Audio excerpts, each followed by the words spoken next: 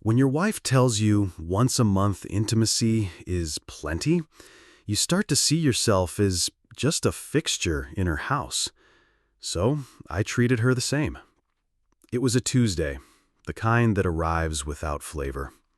The dishwasher hummed, the dog slept with his chin on my boot, and the TV filled the room with light we weren't really watching.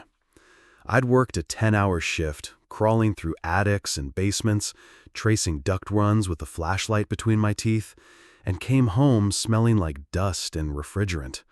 Nothing heroic, just the ordinary labor of a man who keeps things at the right temperature for other people.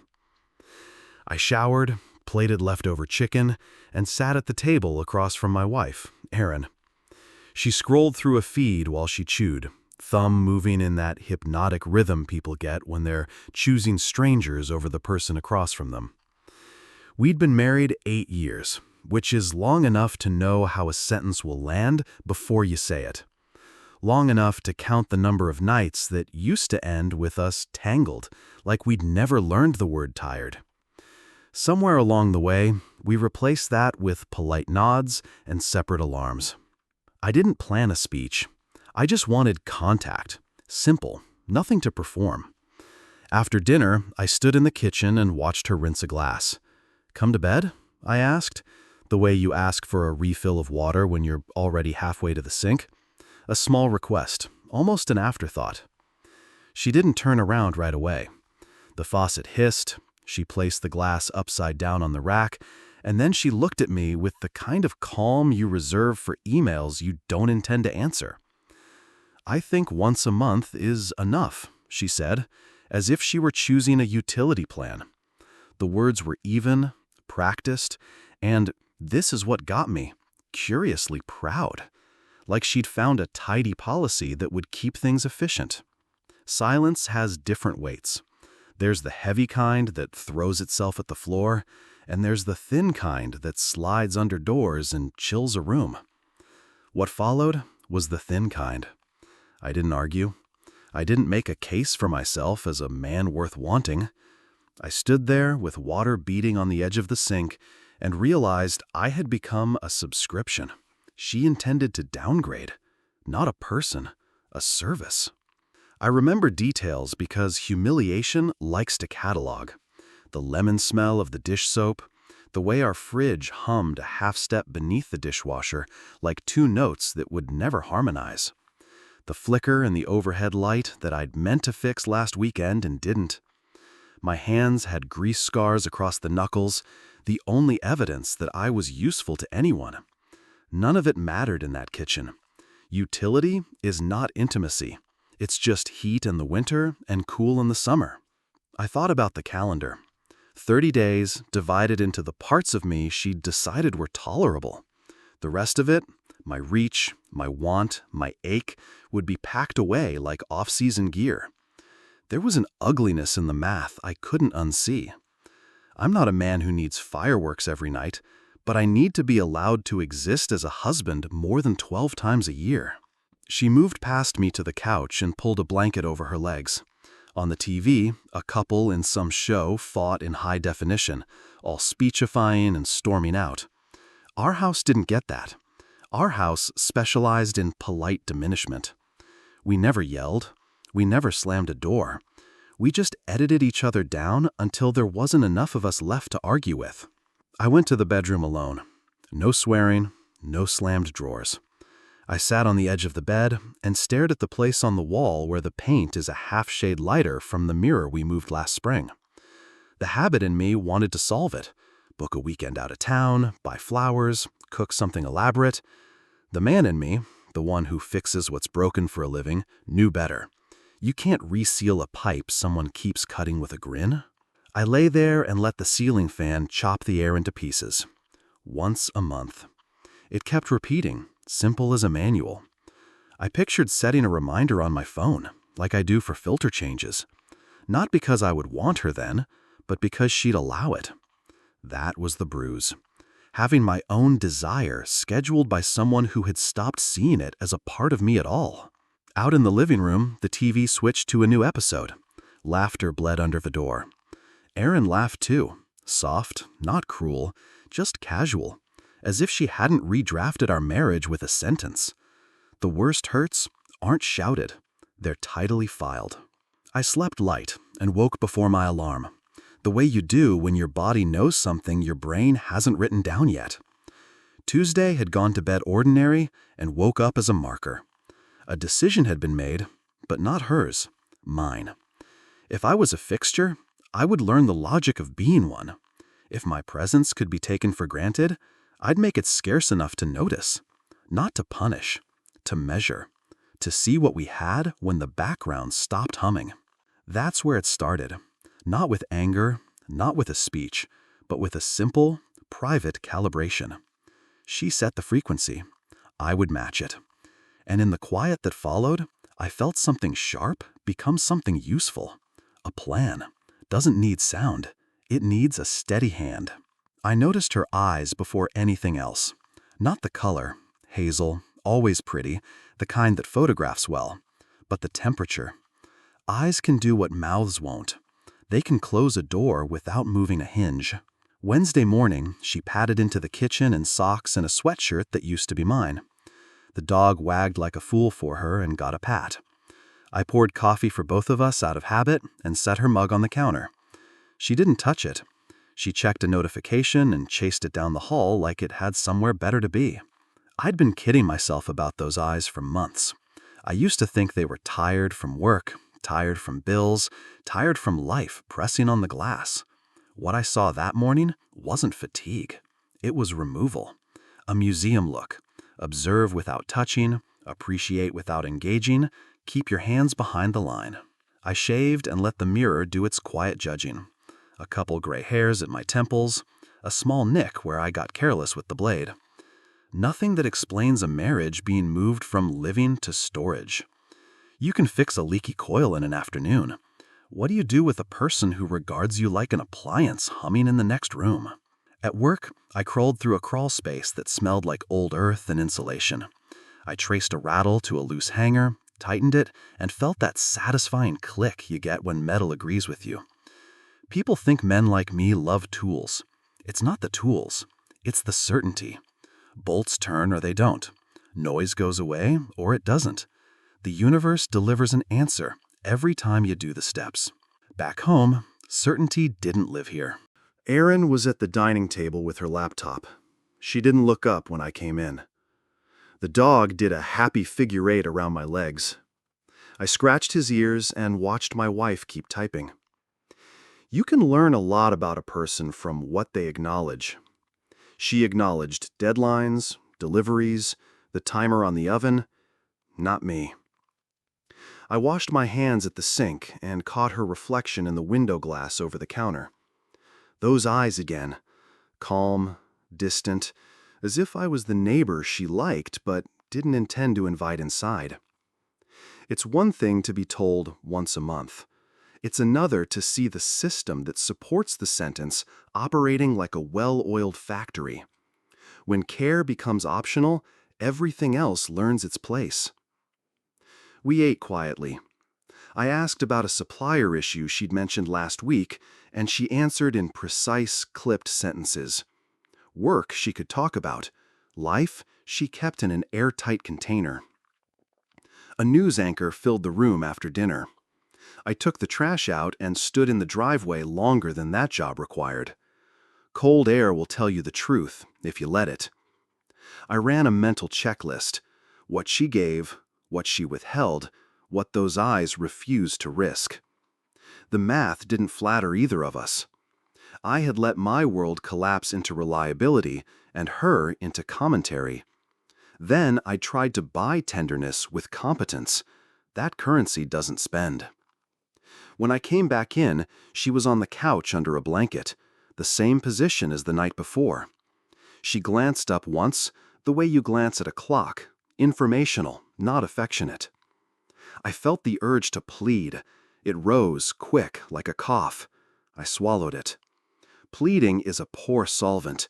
It spreads the stain. Instead, I took the dog for a walk, looping the block under streetlights that made everyone's windows look warm. Through curtains, I could see families loading dishes, A kid doing homework, a couple on a couch with their feet tangled. Ordinary warmth, not fireworks. Mine felt rented. I slept in slices.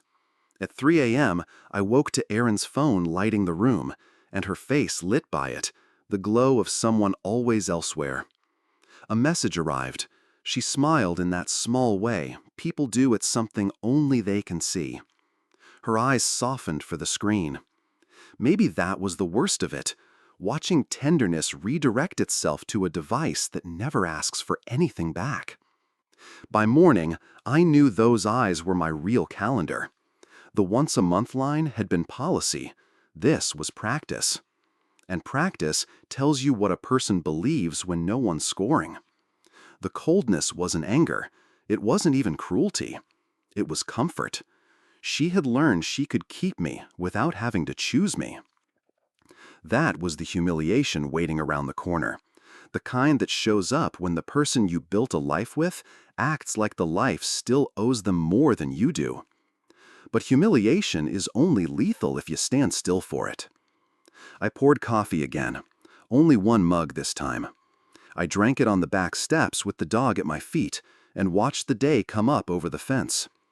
The plan I started Tuesday night didn't need adjusting.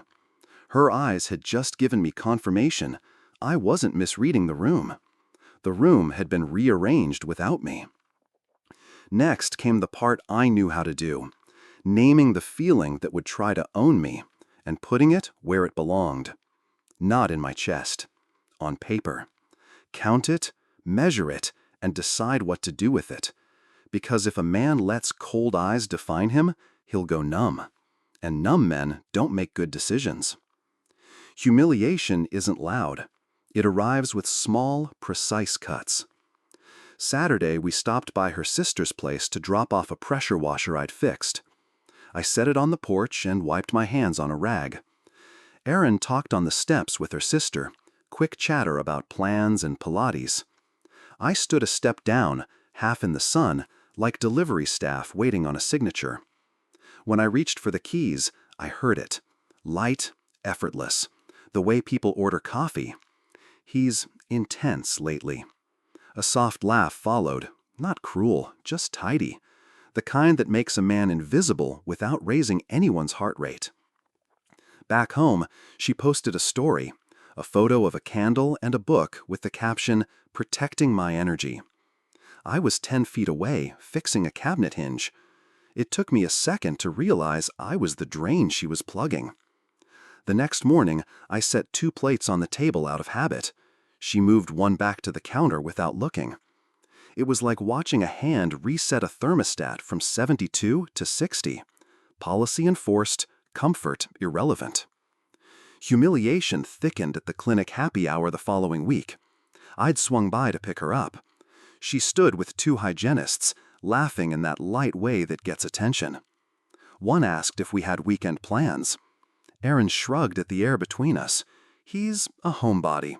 Not mean, just a label applied and sealed.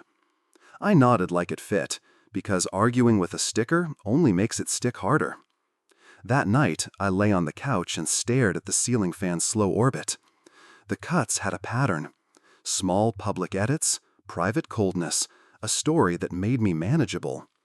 I realized humiliation wasn't begging to be fixed. It was begging to be counted. Each moment went into a quiet ledger. Location, phrasing, witness. Not for revenge, for clarity. By the time I closed my eyes, the bruise had shape. It wasn't rage, it was recognition. I had been dismissed gently enough to doubt it, until I measured it. Revenge, for me, wasn't fireworks. It was a calendar entry. If once a month is enough, I'd give her exactly that. My presence, scheduled like a service call. Not rage, not spite, precision. I opened my phone and created a recurring reminder on the 15th. Be available. Everything else, gracious absence. I moved into the spare room that night without announcement. I took 2 shirts, a pair of jeans, my toolbox, and the dog's bed. He followed me anyway. I left my wedding band in a dish with paper clips and dead batteries because it felt like where it belonged, a circle among things that used to work. I adjusted the house the way I adjust a system that's wasting energy. Turned down the small talk, closed the valve on favors. I stopped fixing the loose cabinet hinge, the slow drawer slide, the door that needed a shim. Not sabotage, just non-participation. I answered logistics, not feelings. Neutral tone, eye contact without invitation. Polite, the way you are with someone else's landlord. At work, I took more evening call-outs and grabbed Saturday overtime. I added a gym session before dawn, because steel clears thoughts better than steam. I opened a new bank account and rerouted my direct deposit. Bills stayed covered, extras didn't. There's a difference between being a provider and being a cushion. I made a list titled Autopilot I'm Ending. Morning coffee for 2, her car's gas fill-ups, small gifts just because, reminders about dental appointments, the text that says, home soon? Need anything? Each line I struck through felt like reclaiming a room I pay for. I didn't post anything. I didn't vent to mutual friends. I didn't stage a scene. I let silence do honest math. If she wanted scarcity, she'd have to feel it. Not in an argument, in the empty spaces where I used to be predictable. On the 15th, I'd show up. Clean shirt, calm face, open evening. I'd make dinner, sit across from her, and answer questions if she had them. If she didn't, I'd clear the plates and return to the life she'd requested by policy. Not cruel, compliant. It wasn't about teaching her a lesson. It was about teaching myself mine. Never pour daily into someone who rations you monthly. I treated my presence like a utility, metered, predictable, never free-flowing. Mornings, I left before sunrise. Coffee in a travel mug, dog in the cab, gym first, then the shop. No clatter of pans, no 2 mugs on the counter. I ran errands only for myself. My laundry lived in the spare room with my toolbox. The master closet became a showroom I didn't browse. Evenings, I stacked hours. Overtime calls, a jog by the river, a stop at the hardware store where I bought nothing. I came home after the house yawned into silence. Courtesy stayed. Access ended. I answered logistics in clean sentences and let everything soft pass me like weather. Around the house, I maintained safety and nothing else. Furnace filter changed, smoke detectors tested. The door that caught on the jamb, it kept catching. The cabinet hinge that sagged, it sagged in peace. I wasn't punishing, I was ceasing. A man stepping away from the background music people forget is playing. I unsubscribed from our rituals. No home soon text, no Saturday brunch cue, no reflexive reach on the couch. The dog adapted, trailing me from spare room to back steps to truck with a loyalty that didn't require negotiation. Quiet built its own shape. The living room felt like an Airbnb, tidy, unaffectionate, designed to be left. I filled my hours with things that gave back: steel, sweat, clean bolts, a workbench I finally finished at the shop. I moved money, updated accounts, and watched the calendar like a man clocking intervals on a service plan. On the 15th, I kept my appointment. I got home early, cooked, set 2 plates, and sat. Available, present. No speeches. When the dishes were clean and the evening had nothing else to offer, I stood, turned off the light, and returned to the life she'd requested. Absence isn't noise, it's proof. And proof, given time, always becomes visible. Absence has a sound when it replaces habit. It creaks where conversation used to rest. By week 2, Erin started clocking the gaps. No second coffee steaming beside hers. No text that said home soon. No tools clinking in the kitchen fixing things no one else noticed. The house stayed functional, not friendly. She walked through it like a renter, unsure of the rules. Questions arrived sideways. A calendar invite popped into my inbox. Dinner? Without a date. A sticky note on the fridge asked if I could take a look at the cabinet. I left the note and the hinge where they were. Safety I maintained, comforts I didn't subsidize. She tried warmth in small, supervised doses. a hand on my sleeve when she passed, a soft voice asking about my day with her eyes already drifting. When the attention didn't buy access, confusion set in. She lingered at doorways, listening for the shape of my routine, and hearing only a measured silence. The dog told on me. He slept in the spare room and met me at the door after late runs, nails clicking the floor like punctuation. Erin noticed. Her mouth opened once, like a question escaped, then shut again when I walked past with a calm evening and nothing else attached. Online, her captions shifted from protecting my energy to communication is everything. In person, she hovered near me, the way you hover by a heater that no longer kicks on. When I left for the gym before dawn, she watched from the hallway, hoodie sleeves in her fists, as if the answer might be sewn into my shoes. On the 15th, I kept the ritual I'd set. Present, patient, available. I cooked, I asked nothing, pressed nothing. She studied my face like a manual written in a language she used to speak. When the plates were clean and the sink was empty, I thanked her for the evening and stepped back into my new life's clean lines. Confusion isn't the same as loss, but it's the doorway. I could feel her standing in it, trying to decide whether to admit what she'd traded or double down on the policy that put her here. Either way, I wasn't the fixture anymore. I was the mirror. I didn't invent new rules. I enforced hers. I mirrored the rations she'd set. Attention became measured, favors became scheduled, warmth required invitation. On paper, I was impeccable. Bills paid, yard trimmed, furnace serviced, smoke detectors chirp-free. Everything else shifted to opt-in. When she left a sticky note, Hinge, I penciled it on my calendar for the 15th and went running. When she floated a last-minute date night, I replied with a calm, busy tonight, and no footnotes. If it wasn't safety or essential, it waited. I stopped translating her size into tasks. No more guessing the thing behind the thing. If she wanted something, she had to ask, and if she asked, it entered the queue. I answered logistics with full sentences and let silence hold the rest. Courtesy stayed.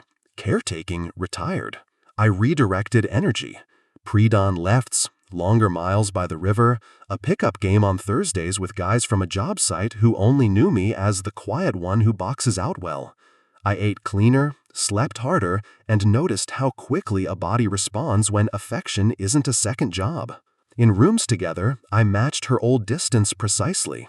I sat on the opposite end of the couch, shoes on, posture open but unavailable. Her phone lit her face, mine stayed in my pocket. When she laughed at something on screen, I didn't ask to see. When she brushed my sleeve, I didn't mistake it for a turn of season. Online, her captions shifted again. The bare minimum isn't love. At home, she hovered near my new routine like a tourist on the wrong platform, eyes following the train she used to assume would wait. The dog chose my doorway. The house learned my quiet. On the 15th, as promised, I was present. Dinner made, table set, phone away. I gave her every chance to meet me there. When conversation thinned, I cleared plates and returned to absence without malice. Scarcity clarified what speeches never could. Turning neglect back on her wasn't cruelty, it was calibration. I stopped subsidizing the parts of our marriage that only worked when I overpaid. The balance sheet started writing its own conclusions. Panic didn't arrive with tears. It arrived with certainty, spoken too fast. By the third week of my absence, Erin started naming things I wasn't doing as proof of things I must be doing. Early workouts became sneaking around. Overtime became avoiding her. The spare room turned into secrets. She paced thresholds like someone who'd lost a key and blamed the lock. The first volley came on a Sunday, noon light on the countertop. She laid her phone down like a badge and demanded explanations I didn't owe. Where I ran, who I lifted with, why my calendar wasn't shared anymore. She wanted passcodes, assurances, the performance of transparency I used to hand over for free. I kept my voice even, the scope narrow. Safety and bills, yes. My phone, no. Intimacy by appointment, as requested. She called it punishment. I called it compliance. Accusations multiplied when I refused the stage. She tried on labels the way people try jackets in a store mirror, hoping one would fit well enough to end the discomfort. Emotional neglect, stonewalling, withholding. I didn't argue with any of them. I let the room hear itself.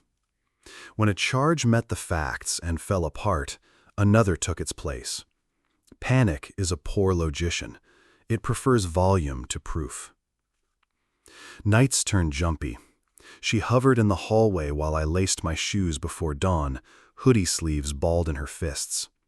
She scrolled in bed until 2 a.m., then shook me awake at 2:07 with questions she'd rehearsed in the glow of other people's opinions. I answered the ones that involved utilities, groceries, a schedule for the dog. The rest I put back on her side of the table without heat. The quiet I chose felt louder to her than any argument I could have offered. Online, her captions shifted again. Less serenity, more complaint dressed as wisdom. Bare minimum isn't love. Communicate or lose her. I didn't qualify as her anymore, not in any useful way. In our kitchen, she fumbled for purchase in smaller ways. My favorite dinner appeared on a random Tuesday. A show I used to love played in the background. A hand brushed my sleeve and stayed there a beat too long, then vanished when I didn't turn that beat into permission. When the 15th rolled around, I set 2 plates like a metronome sets time. Present, available, no phone on the table. She stared at the food, then at me, then at the spaces where she thought I should fill in lines. When I didn't, the script flipped back to fear. She said my distance proved I never loved her. I looked at the calendar in my head, months of reaching that found only the back of a phone, a policy set to monthly like a bill you barely remember approving. Love had been present then, it just wasn't billable. The accusations spread outward when they bounced off me. Her sister texted me a polite paragraph about showing up as a husband. I replied with a single sentence. I'm meeting Erin at her chosen frequency and keeping the lights on. No defense, no exhibit photos, just the policy Erin wrote with her mouth, now written into our days. By week 4, bargaining replaced blame for a day or two. Therapy links in my inbox, a shared calendar request, a sticky note that said, "Can we reset?" Then, when I didn't sprint to the reset button, the pendulum swung back. She called me cruel for not rescuing her from the quiet. I made coffee and changed the furnace filter. Safety first. Feelings only where both of us had signed. She tried cornering me with logistics that weren't logistics. Late night, we need to talk messages. Doorway confrontations meant to stretch into fights I wouldn't give. I kept conversations daylight and short. If a question fit on a work order, I answered it. If it needed an audience, it bounced. Panic made her clumsy. She searched for me in the places I used to leave trails, group chats, shared accounts, the predictable pauses in my day, and found only clean lines. I wasn't hiding. I had stopped performing. The house learned the new climate before she did. The door still stuck on the jamb. The cabinet hinge still sagged. The smoke detectors chirped only when they were supposed to, and I fixed them before they could make a scene. Routine held like a beam. Under it, accusations lost their echo. When she finally said the word cheating, she said it softly, almost hopeful, like naming a villain might restore a plot she understood. I didn't reward it with outrage or reassurance. I returned us both to the policy that started this. Once a month is enough. I was giving her exactly that. Anything more would have to be requested in the language of change, not the grammar of panic. The next morning, I laced my shoes on schedule and left to lift steel that behaves when you respect it. Behind me, the house breathed the kind of quiet that tells the truth.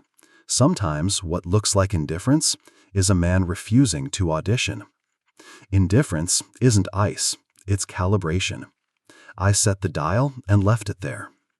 I kept everything public-facing steady. Bills paid, yard clean, dog fed, filters changed. Courtesy remained. Warmth retired. I answered what belonged on a work order and let silence carry whatever needed a stage. When Erin floated a sigh into the room, I didn't translate it into a task. When she lingered near my chair, I didn't mistake presence for repair. I built a small, quiet life inside our larger one. Pre-dawn lifts, a lunch bench by the river, a notebook with 3 columns: safety, logistics, mine. Safety got smoke detectors and the furnace. Logistics got groceries, mail, and the calendar. Mine got everything that made me taller. Therapy on Thursdays, a run that left breath thick in my chest, a savings account that didn't ask for applause. I wasn't punishing, I was maintaining. She tested the edges. Love bomb one day, cold draft the next. Indifference kept the line straight. On the 15th, I showed up on schedule, cooked, ate, made space. The rest of the month lived where she'd put it, out of reach. She called it cruelty. I called it honoring the policy she'd declared with her mouth and enforced with her eyes. Instead of speeches, I made decisions that didn't require permission. I boxed the trophies of our performance, framed photos, trip magnets, the gather sign that never learned how. I labeled each lid with a Sharpie and stacked them in the garage. I reviewed accounts, changed a few passwords, opened a P.O. box, toured a 1-bedroom over a storefront that smelled like roasted coffee and fresh-cut lumber. Papers went into a manila folder that slid perfectly into my toolbox. Procedure, not drama. At night, I lay in the spare room and let the house speak. It creaked like old wood when weather shifts, complaint without collapse. Erin paced thresholds, then stopped. Panic burned fuel. Indifference didn't. Mine idled at 700 RPM, smooth as a tuned engine that's ready to move when the light changes. I didn't hate her. Hate is expensive. What I felt cost less and bought more. A clean, quiet refusal to audition. I let the calendar tick, the ledger balance, and the plan harden into shape. Exits don't require anger. They require a door and a hand steady enough to turn the knob. Exits should be quiet. I chose a Tuesday, the way this all started, and the 15th to keep my own rule. I woke before dawn, lifted, showered, then opened the garage where I'd stacked boxes labeled with a Sharpie. Tools, clothes, papers, misc. No trophies, no photos, no props from our old performance. Just what a man needs to stand up somewhere new. The lease over the storefront was signed the week before. Keys sat in my pocket with the small weight of something earned. I'd already moved utilities into my name there, set up auto-pay from the account she didn't touch, and forwarded my mail to the P.O. box. Procedure first, feelings later, if they showed up at all. I made 1 breakfast, 2 plates, a courtesy for the last appointment on my calendar. We ate like strangers who knew each other's allergies. When the dishes were dry, I left a letter on the kitchen island. 1 page, no rhetoric.